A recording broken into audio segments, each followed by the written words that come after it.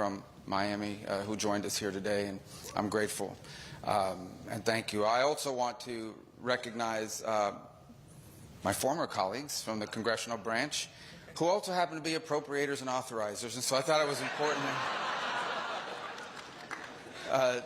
Three people I've known for a long time, and by coincidence, Florida is very well represented in the authorization and appropriations in the House. Mario Diaz-Balart, who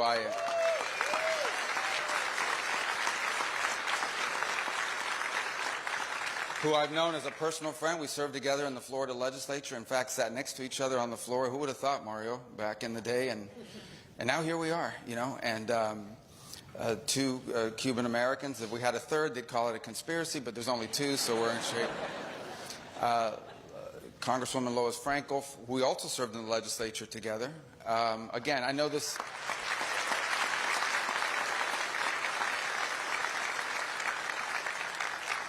I know it looks suspicious. She just happens to be from Florida as well, and she happened to be on that committee. And then, of course, my colleague, Brian Mast, who thank you for being here as well.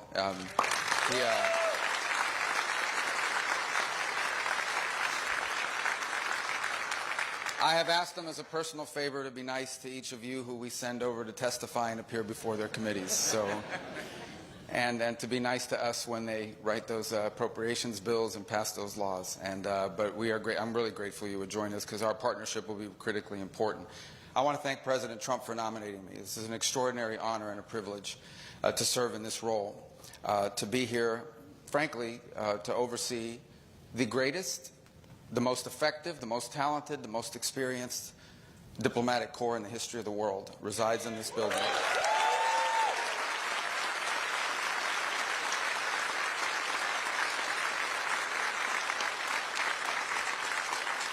And it's important to remember that obviously they serve our national interest and our foreign policy. They also serve Americans. And as a member of the Senate, we often would get calls, for a brief period of time, panicked calls about passports, as you remember that era, when everyone forgot their passport expired and their cruise was on Saturday and it's Friday, 5 p.m.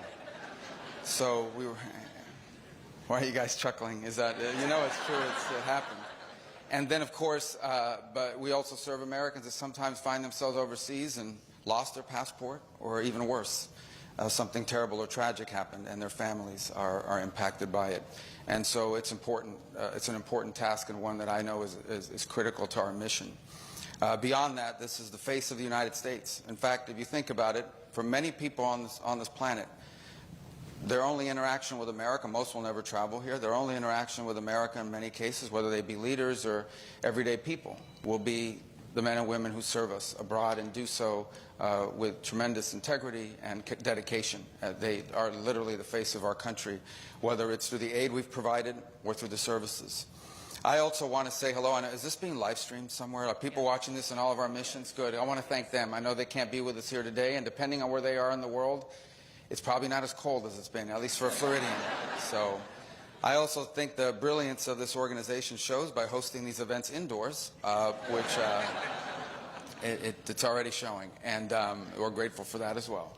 But I want to tell you that I want to thank you, all those who are serving overseas and abroad, some in places that are strong and stable and others that are more tenuous and dangerous. And I want to do something also special. I want to also thank the locally employed staff, the nationals of those countries who work with us.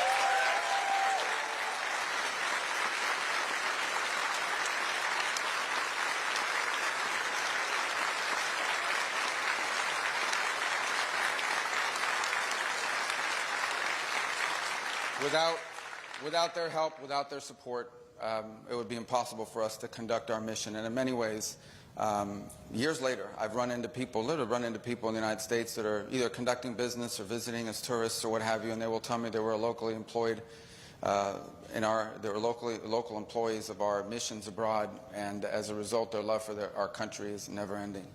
I am new to this department. Today is my first day on the job, literally, but I am not a stranger to it.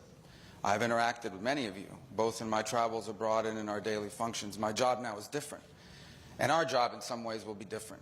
In our republic, the voters decide the course of our nation, both domestically and abroad, and they have elected Donald J. Trump as our president when it comes to foreign policy on a very clear mission.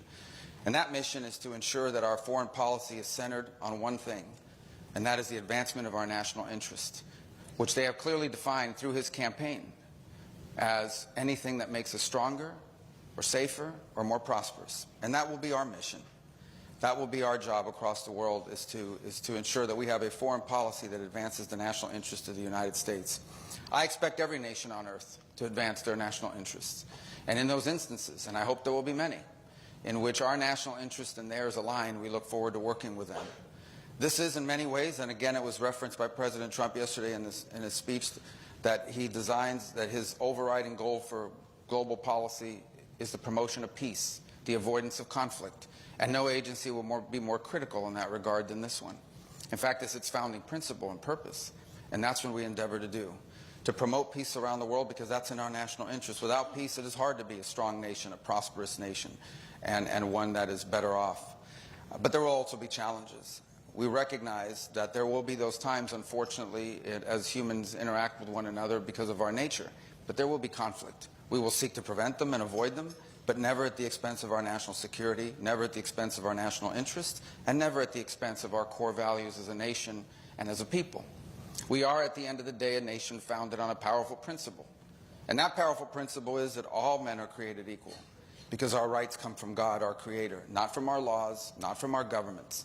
And we hope the entire world can one day live under that, and we will always, always be strong defenders of that principle, never at the expense of our national interest. Never at the expense of pragmatic foreign policy. Never at the expense of the reality that oftentimes in foreign policy, our choices are not between a bad option and a good option. Sometimes in foreign relations, our options are two bad ones, and we're just trying to figure out which one of them is least bad. And that's unfortunate, but it is true. And that's a tough job. It's our job, and we'll seek to do it right and well. That is the core mission of this agency, and it will be the core mission while Donald Trump is president. And we will be effective on his behalf. I also want this agency to be, and I don't mean, not that it's irrelevant now, but I want it to be where it belongs. I want the Department of State to be at the center of how America engages the world. Not just how we execute on it, but on how we formulate it. Some of the brightest minds in foreign policy reside within this building and within this government. And we need to ensure that we have an environment here that's conducive to creativity, to boldness, to new ideas, to recognizing the dynamic world in which we live, one that is changing faster than it has ever changed before. And we need to be ahead of it. When the time comes for the principals to gather, or even deputies, I want the Department of State to have the best ideas and the best options available for the President. And then I want us to be able to execute them better than any agency in our government. That will also be a task of mine. I have watched from the congressional side from time to time administrations in both parties, in which sometimes the Department of State has been sort of relegated to a secondary role because some other agency can move faster or seems to be bolder or more creative. It's not your fault, but we're going to change that.